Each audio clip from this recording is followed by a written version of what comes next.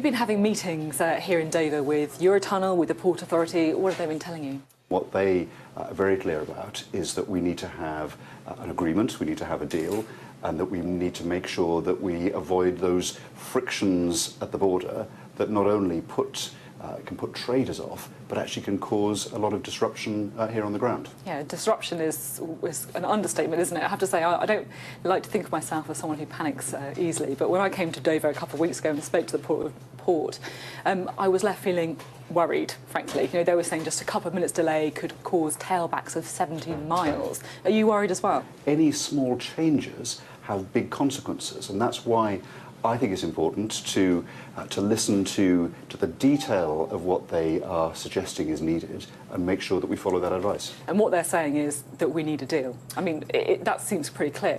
Yes, I think we do need a deal. I think it's very clearly in the interests of all parties, because of course, you know, sitting here in Dover, the ferries are going over, not just they're going to France, but then the goods are spreading out across the whole continent. So every country in Europe has a big interest in this successful, highly successful and expanding operation continuing to prosper. So can you just take this idea that we could be leaving without a deal off the table? Because there's so much uncertainty, so much worry being caused about it. I mean, it's not going to happen, is it? We'll have a deal. Well, it's a negotiation, and in any negotiation, a deal is concluded at the end of it. That's the reality of it. So there will be a deal, is what you're saying? I think there will be a deal. I think there'll be a good deal, but I can't pretend that there is a deal now that's in our back pocket and we're just going through the motions. This is a serious negotiation, needs to be done informed by the evidence. Do businesses need to plan for a no-deal scenario? Well, I think it's any business that looks ahead and looks at a range of possibilities, and so of course they consider that, just as the government is. And my department, I took the first preparation bill for a no-deal scenario through Parliament. The Nuclear Safeguards Bill got its royal assent last week, and that puts in place an arrangement in which we can continue to be able to safeguard our nuclear stocks, even when we're no longer part of the European arrangements. That's there in anticipation.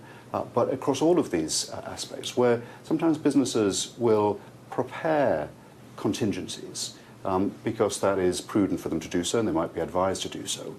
My purpose and the government's purpose is to make sure that they don't have to exercise them. And if that's your purpose, to make sure that they don't have to implement these no-deal plans, could you see like an extension of Article 50 or something, just to give you a bit more time? Well, again, I think we, at all times, need to be guided by the evidence on this. So, speaking to the people that run this very successful port, and the same at Eurotunnel, in order to make sure that we can continue the success and that we don't have frictions, there are things that would need to be put in place. Computer systems, for example, posts at the border, even if they checked automatically number plates, so through automatic number plate recognition. So what we need to assess is how long it would reasonably take to put it in practice. And then it seems to me that any reasonable person would have to be guided by the facts and the evidence. And I think you interviewed Liam Fox on your show last week, and he said the same, that you need to be aware of the technical requirements and respect. Although he said that in respect to a transition, he said he could countenance a longer transition, but no extension to Article 50. So are you saying that, you know, if the businesses say we need a bit more time, Article 50 could be extended? Article 50 has been triggered, and we leave the European Union next year, and that is absolutely clear. I think what Liam was saying and what I agree with is when it comes to putting in place the arrangements for our final, our permanent relationship, we have to be guided by the evidence, and that's only reasonable. So the transition could be extended, is what you're saying? Well, yeah. I think, again, you have to look at what is required.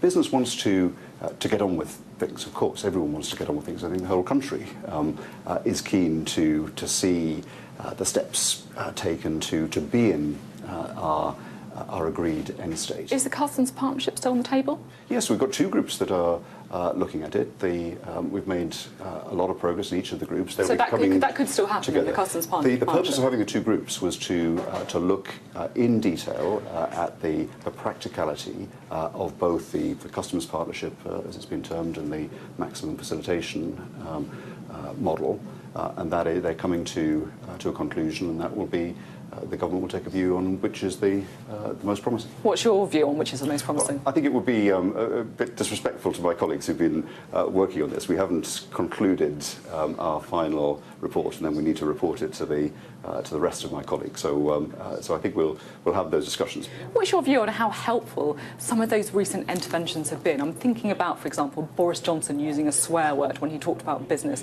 Jeremy Hunt saying it was inappropriate for Airbus to publicly air their concerns. Is that helpful? I think the collective responsibility that we have is there for a reason. I think it's important. Do you think that the Conservatives are supposed to be the party of business?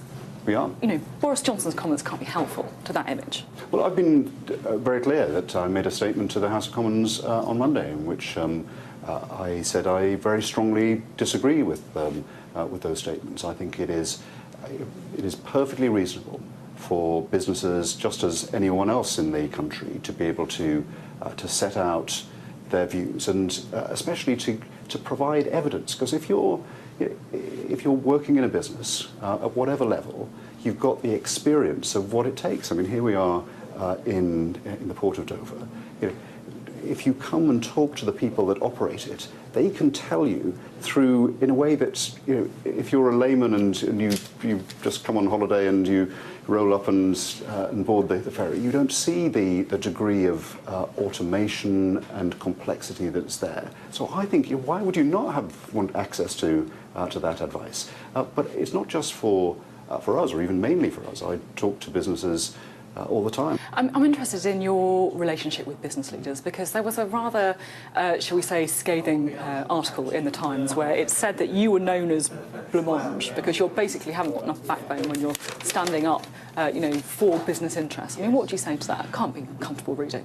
One of the things that I do, and I've been pleased to do, is to go around the world and make the case for investing in Britain. And if you take the automotive sector, from Nissan to Toyota to BMW to Peugeot, every one of the big automotive investment decisions that's come up in the last couple of years in which we've been in contention has been resolved in our favour.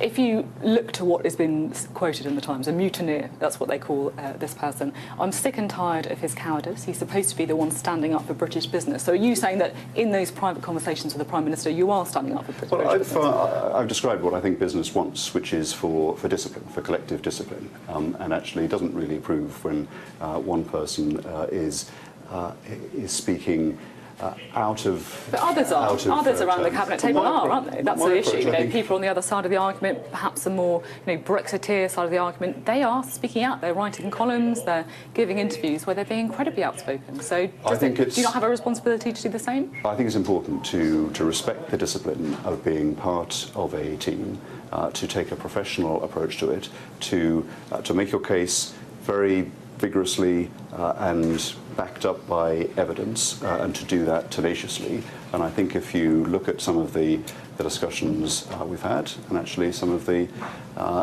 commentary in the last couple of weeks, I don't think there's anyone that doubts that the business, the importance of making sure that view and the role that business has in employing millions of people in good jobs up and down the country is at the heart of our decision making. That point that you just make there actually is another crucial one, isn't it? The employment of millions of people. And one of the things that businesses will be concerned about post-Brexit is their ability to recruit the best of the best.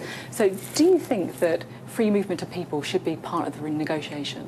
No, I think one of the things that's clear from the result of the referendum is that free movement of people was something that was clearly part of the decision to leave the European Union, and so that is absolutely clear. But that's not to say that we shouldn't have the ability, as all successful economies do have, to be able to have people from other countries come and work here. Can you see EU citizens having better access to jobs market than people from other countries? I think it's too early to say. I think we're going to have an immigration bill. That'll be proceeded. So it could be on the table then. Right. Well, part of the discussion. One of the things that the Prime Minister and the Home Secretary have done, have asked the Migration Advisory Council to give some advice on how we can make sure that we can access the skilled workers that we need. We need to listen to their advice, and we'll bring forward proposals on that.